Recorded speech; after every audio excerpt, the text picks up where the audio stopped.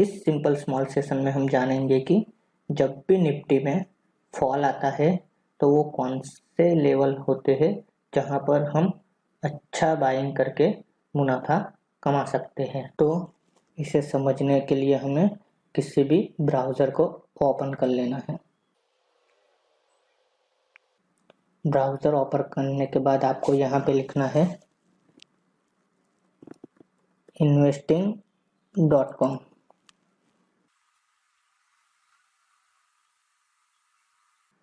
और आपको यहाँ पे टाइप करना है निफ्टी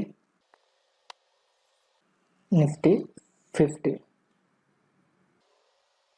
तो आपके सामने कुछ ऐसा इंटरफेस आ जाएगा। आपको यहाँ पे टेक्निकल चार्ट पे क्लिक कर देना है। ये टेक्निकल चार्ट लिखा हुआ है, उस पर क्लिक करना है।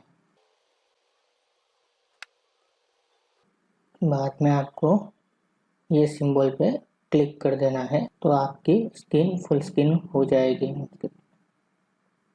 बाद में आपको इसे कैंडल स्टिक चार्ट में कन्वर्ट कर देना है। देखिए ये निफ्टी 50 का चार्ट आ गया हमारे सामने। तो आपको इसे अभी देखो दिल्ली टाइम फ्रेम पे, ये चार्ट दिल्ली टाइम फ्रेम का है तो आपको इसे मंथली पे कन्वर्ट कर देना है। अब ये चार्ट आपके सामने मंथली टाइम फ्रेम का निफ्टी 50 का चार्ट आपके सामने ओपन होके आ गया है।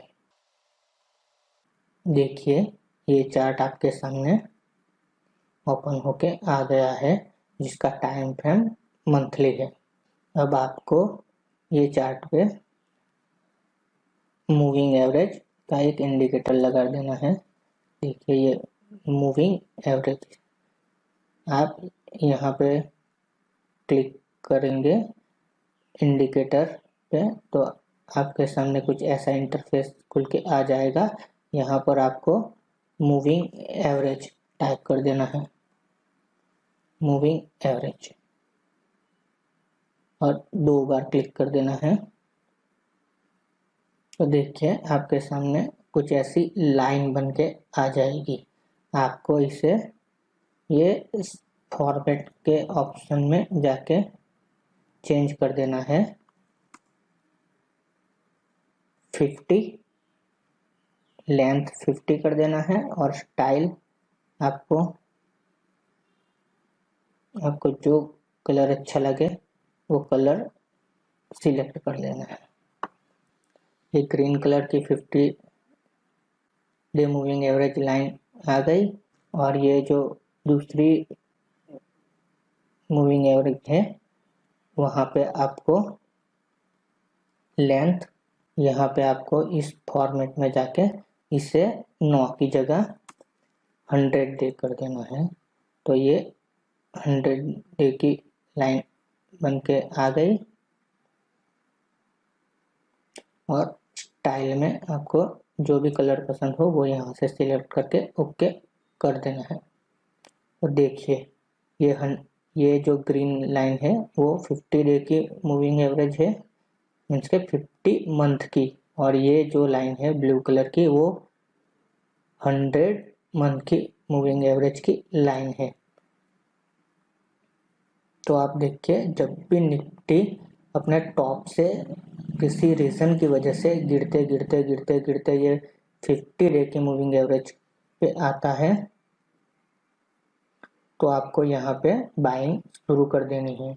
और बाइंग आपको ये 100 मंथ की मूविंग एवरेज तक बाइंग करनी है। इससे आपको जब भी निफ्टी अपने टॉप से गिरते यहाँ तक आए तो यहाँ पे आपको बाइंग शुरू कर देनी है और बाइंग आपको ये 100 मूविंग एवरेज तक बाइंग करनी है।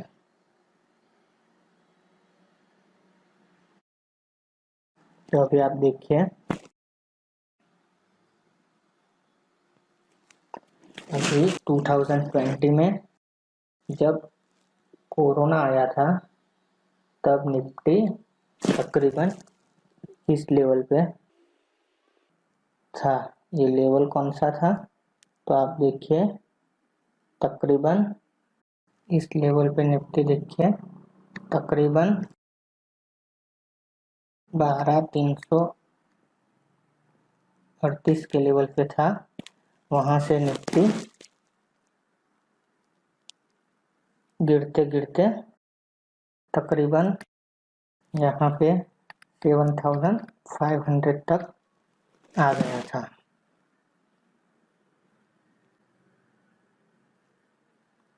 तो देखिए यहाँ से निफ्टी जब भी गिरा तो आपको फर्स्ट बाइंग इस लेवल पे करनी थी।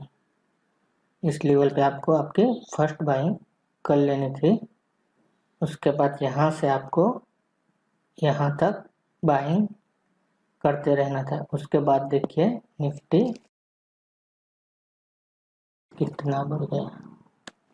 देखिए ये यहाँ पे क्या हुआ था, ये निफ्टी क्यों गिरा था? क्योंकि यहाँ पे ये जो निफ्टी में फॉल आया था वो कोरोना की वजह से आया था। उसके बाद आप पीछे देखिए यहाँ पे देखिए यहाँ पे एक फॉल आया था। यहाँ तक देखिए ये 50 मूविंग एवरेज तक ही ये फॉल आया था। उसके बाद निफ्टी ने रिकवर कर लिया था। ये फॉल कहाँ से कहाँ तक रहा? तो यहाँ से निफ्टी गिरा था यहाँ तक। यदि आपने यहाँ पे बाइंग किया होता तो देखिए बाद में निफ्टी कितना बढ़ा। ये कब गिरा था निफ्टी? 2015-16 में। ये क्यों गिरा था? क्योंकि बाजार में ऐसी बातें चल रही थी कि चीन में बहुत बड़ी मंदी आने वाली है, इसके लिए ये निफ्टी गिरा था। क्योंकि मार्केट पहले से ही डिस्काउंट हो जाता है। उसके बाद देखिए 2011 में गिरा था इतना फॉल। ये भी देखिए 50 मूविंग एवरेज से निफ्टी ऊपर बढ़ना शुरू हो गई थी। उसके बाद देखिए ये सबसे बड़ा 2008 में ये क्राइसिस आया था अमेरिका में। फाइनेंशियल क्राइसिस की वजह से निफ्टी गिरा था। तो देखिए आपने यदि यहाँ से बाइंग करना स्टार्ट किया होता तो आप यहाँ तक बाइंग करते और बाद में निफ्टी यहाँ से बढ़ गया।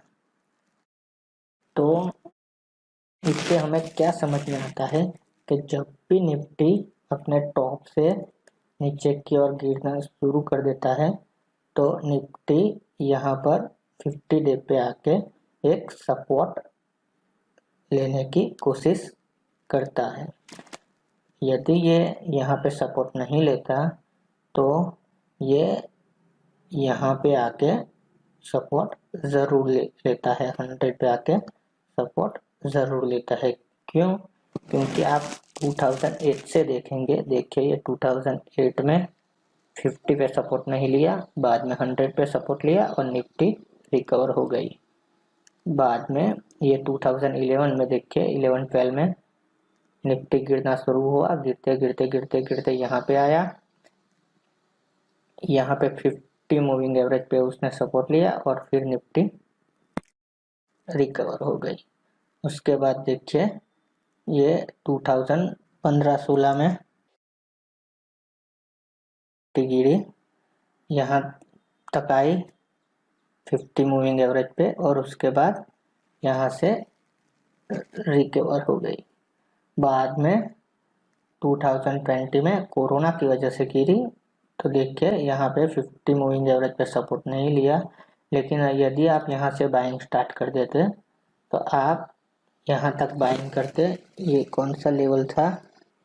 तकरीबन आप ये 10,000 से बाइंग स्टार्ट करते तो आप ये 7 to 5,000 तक आपकी बाइंग होती और बाद में आपको यहाँ पे भरपूर मुनाफा मिलता है। मैंने यहाँ से बाइंग स्टार्ट कर दी थी जब भी 2020 में हमने देखा कि ये प्राइस गिरते गिरते 50 मूविंग एवरेज पे आ गई है, तो हमने यहाँ से बाइंग स्टार्ट कर दी थी। मैं मेरी बात करूँ तो मैंने मेरा जो भी पैसा था उसका 50% यहाँ पे लगा दिया था, और उसके बाद हर एक 5% के फॉल पे मैं मेरा 10% डिप्लॉय करता गया, 5% पे 10% डिप्लॉय करता गया, और मैंने यहाँ तक बाइंग की थी। और उसके बाद देखिए ये निफ्टी बढ़ गया, तो मैंने बहुत अच्छा मुनाफा कमाया था यहाँ से ये रैली में। तो आप बोलोगे कि ये यहाँ से गिरने लगा है तो यहाँ तक नहीं आता तब कोई बाइंग नहीं करनी है, तो ऐसा नहीं है। यहाँ पे आपको SIP मोड में बाइंग करते रहना है, थोड़ा थोड़ा जो भी आपकी SIP हो वो SIP मोड में आप बाइंग करते रहे। जब भी निफ्टी इस लेवल पे आएगी तब हम उसमें लमसम बाइंग स्टार्ट कर देंगे, और जो भी आपके पास पैसे होंगे उसका 50% यहाँ पे डिप्लॉय कर देंगे। बाद में जब भी निफ्टी 5% गिरेगी आपके अमाउंट का 10%, जब भी 5% गिरेंगे आपके अमाउंट के 10% आप यहाँ पे डिप्लॉय करते जाएंगे। कब तक? ये 100 मूविंग लाइन तक। और उसके बाद जब निफ्टी रिकवर करेगा तो आपको बहुत अच्छा मुनाफा मिलेगा।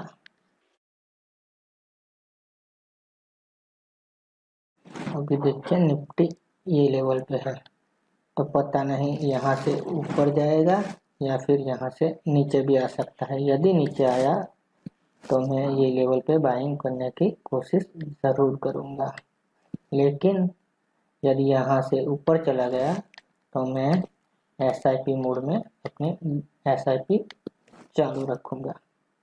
वो स्टॉक में भी हो सकती है या फिर म्यूचुअल फंड में भी हो सकती है या फिर ETF में भी हो सकती है, लेकिन मैं पैसे थोड़े थोड़े लगाऊंगा, पूरा लमसम नहीं इन्वेस्ट कर दूंगा, लमसम नहीं करूंगा, मैं जस्ट यहाँ पे SIP ही करूंगा। यदि आप यहाँ पे देखेंगे 2008 में, तो देखिए यहाँ से यहाँ तक बाइंग किया आपने, उसके बाद ये मुनाफा मिला। उसके बाद पीछे जाके देखेंगे तो ये देखिए 2015-16 में ये 50 डे पे सपोर्ट लिया, और उसके बाद देखिए ये मुनाफा मिला। उसके बाद आप ये 2011-12 में देखिए इतना गिरा, और उसके बाद ये मुनाफा मिला। उसके बाद आप देखिए 2008 में ये निफ्टी गिरा, इसने यहाँ 100 डे पे सपोर्ट लिया, और देखिए ये मुनाफा मिला। तो आपको जब भी निफ्टी यहाँ पे आए तो ये इससे आपको एक अपॉर्चुनिटी की तरह लेना है, और जब भी निफ्टी यहाँ से रिकवर करे तो आपको प्रॉफिट बुक कर लेना है।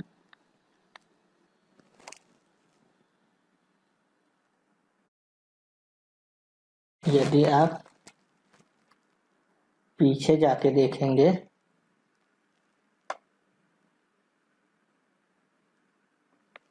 तो देखिए यहाँ पे 2004 में भी देखिए निफ्टी ने यहाँ पे सपोर्ट लिया था। यहाँ पे देखिए 50 और 100 तकरीबन नज़दीक दिखे थे, और यहाँ से देखिए कितना बम्पर मुनाफा मिला था।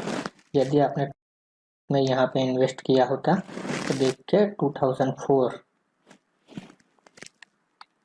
4 इयर्स में कितना मुनाफा मिला होता आपको। यहाँ पे निफ्टी थी, ये 1250 की निफ्टी 4 साल में 6500 हो गई। बाद में निफ्टी फिर से गिरा और यहाँ पे देखिए ये 100 मूविंग एवरेज पे सपोर्ट लिया और निफ्टी फिर से बढ़ गई। बाद में निफ्टी ने ये 50 मूविंग एवरेज पे सपोर्ट लिया और फिर देखिए फिर से बढ़ गई। तो जब भी निफ्टी गिरे तो उससे घबराना नहीं है, लेकिन उसे एक अपॉर्चुनिटी की तरह लेना है आपको। तो मैं आशा रखता हूँ कि अब आपको समझ में आ गया होगा कि जब भी निफ्टी अपने टॉप से गिरती है तो आप एक लेवल पे अपना बाइंग करेंगे और करते जाएंगे, और जब भी निफ्टी रिकवर करेगी आप अपना मुनाफा बुक कर लेंगे।